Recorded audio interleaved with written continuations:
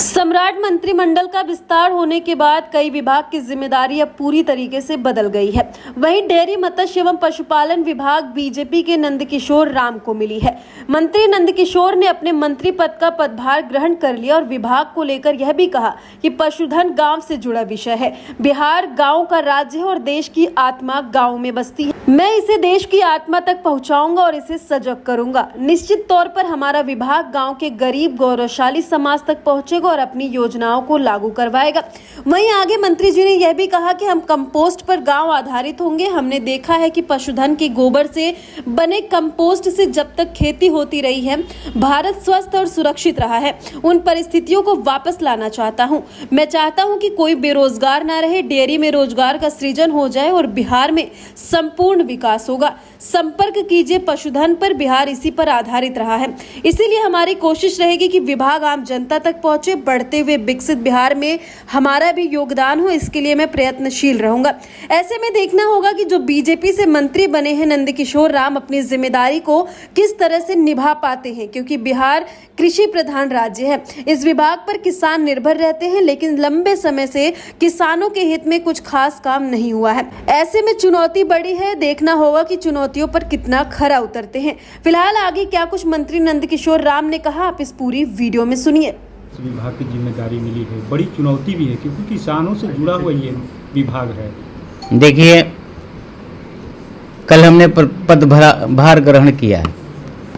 कल मैंने अपने जिम्मेवारियों को समझा है और मेरे पहले बिहार के यशस्वी मुख्यमंत्री आदरणीय सम्राट चौधरी जी इस विभाग को देख चुके हैं। उन्होंने इस गाड़ी को जहां तक लाके छोड़ा है, मैं पूरी निष्ठा और ईमानदारी के साथ उस गाड़ी को मंजिले मकसूद तक पहुंचाऊंगा। क्योंकि चाहे डेयरी का मामला हो, मत्स्य का मामला हो या पशुधन का हो, यह गांव से जुड़ा हुआ विषय है मेरा। बिहार गांव का देश है। देश की आत्मा गांव में बसती है। उस आत्मा तक पहुंचूंगा, देश की आत्मा को सजग करूंगा और निश्चित तौर पर हमारा विभाग गांव के गरीब गुरबा समाज के लोगों तक पहुंच के अपनी योजनाओं को लागू करवाएगी। हम ये चाहते हैं, जैसे आप देख रहे थे बीच में, कि गांव में खेती करने के लिए कंपोस्ट पर गांव आधारित हो गया है। जबकि हम लोगों ने देखा है, हमने देखा है व्यक्तिगत तौर पर कि जब खेती होती का समय होता था तो पशुधन के गोबर से बना हुआ खाद से जब तक खेती होता रहा भारत में, भारत स्वस्थ और सुरक्षित रहा। आज परिस्थितियां बदल गई हैं। मैं पुनः उन परिस्थितियों को वापस दिलाना चाहता हूं। मैं चाहता हूं कि कोई बेरोजगार ना रहे।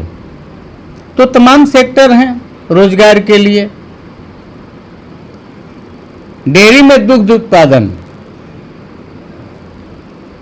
डेयरी का विकास हो जाए, बिहार में संपूर्ण विकास होगा। हमारे यहाँ संभावनाएं मत्स्य पालन की भी है और पशुधन पर आधारित बिहार रहा है। इसलिए हमारी ये कोशिश रहेगी कि हमारा विभाग आम जन तक पहुँचे और बढ़ते हुए बिहार, विकसित बिहार में हमारा भी योगदान हो।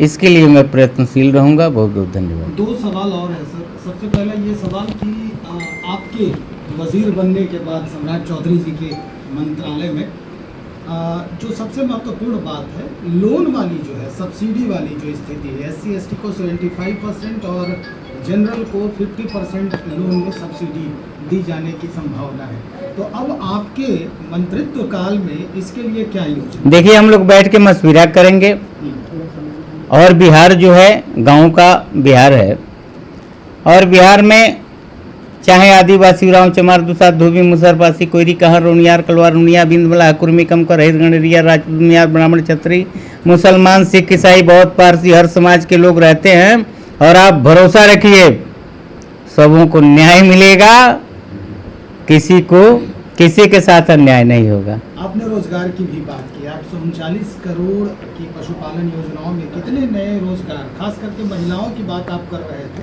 तो कितने रोजगार सृजन की योजना आप रखेंगे? लक्ष्य क्या है? हम आपको एक बात बता दें कि मैं जहाँ से निर्वाचित हुआ हूँ रामनगर विधानसभा, उसमें एक गांव है शिवपुरवा। तो हम तो गांव के आदमी हैं, गांव में आते जाते रहते हैं, लोगों से हम लोगों से मिलना, लोग के टाट दरी पे बैठ जाना, सीढ़ियों पर बैठ जाना, माँओं से बात करना, बहनों की समस्याओं को सुनना। सरकार ने एक फैसला लिया था कि देश के बहनों को 10,000 रुपया दिया जाए। हम आग्रह करना चाहते हैं आपसे कि शिवपुरवा की एक बहन को 10,000 रुपया दिया सरकार ने, और उनके दिमाग में आया कि इन रुपयों से हम अपने परिवार को आगे लेके जाना है। एक ठेला लगाती हैं और मूढ़ी बजका बेचती हैं। हाँ, दुख गया है, मूढ़ी बजका बेचती हैं। हमने पूछा, बहन जी कितना कमा लेती हो रोज? तो कहा, विधायक जी 500 रुपया रोज कमाते हैं। तो 15,000 रुपया महीना कमाती है, और उसने रोजगार सृजन कर लिया है अपना। निश्चित तौर पर उस बहन को 2 लाख रुपया जब सरकार देगी तो परिस्थितियों को बदलेंगे। और मैं आग्रह करना चाहता हूं आपसे, 2005 के पूर्व का बिहार, 2005 के बिहार में काफ़ी अंतर है। हम आग्रह करें आपसे कि हम लोगों ने जो दुर्दिन देखा है बिहार का, बिहारी होना सम्मान और गौरव की बात नहीं थी। 2005 के बाद एनडीए की सरकार आई, युग पुरुष, युग प्रवर्तक आदरणीय नेता नीतीश कुमार जी बिहार के मुख्यमंत्री बने, तो चौतरफा विकास हुआ। निसंदेह, इसमें कोई संदेह नहीं है। अगर जिन लोगों को विकास नहीं दिखता है, उन्हें लंदन जाके अपनी आँखों की जांच करवानी चाहिए। आँखों के अच्छे डॉक्टर लंदन हो सकते हैं, नहीं तो खुली आँखों से बिहार को देखा जा सकता है। हम लोगों को मिला था उजड़ा हुआ बिहार, बिखरा हुआ बिहार, बदनाम बिहार। तो जो लोग काम किए तो रोजगार का सृजन भी होगा, और हम लोग ये चाहते हैं कि रोजगार करने का मतलब नौकरी नहीं होता हमारी समझ से। आपकी पार्टी के ऊपर तेजस्वी यादव जी आरोप लगा रहे हैं, कह रहे हैं भाई आप किसको कहेंगे परिवारवाद के प्रणेता, किस मुंह से कहेंगे आप? देखिए, तेजस्वी बाबू बड़े नेता हैं, नेता प्रतिपक्ष हैं, ठीक ना। और परिवारवाद की परिभाषा को माल्थस ने परिभाषित करते हुए कहा था, एक दौर ऐसा आएगा जिस रोज परिवार की परिभाषा बीवी बच्चे और स्वयं होगा। यानी बीवी बच्चे ही होंगे उस परिवार में। तो उस परिवारवाद में और इस परिवारवाद में अंतर है।